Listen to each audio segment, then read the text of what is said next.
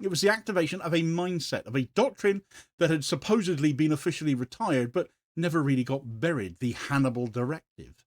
This was formally rescinded in 2016, yet apparently remains, nonetheless, a standing order that said preventing the kidnapping of a soldier was the paramount objective, even if it meant risking the life of the captive. It was a doctrine of denial at all costs.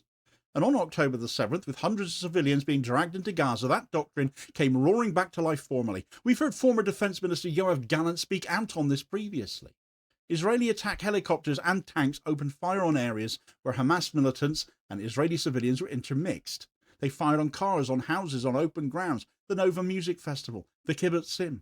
They did it to stop the kidnappings, and in doing so, they killed Israelis. A lot of Israelis. The exact number is buried in the chaos, in the for and against of who the blame is apportioned to and by whom.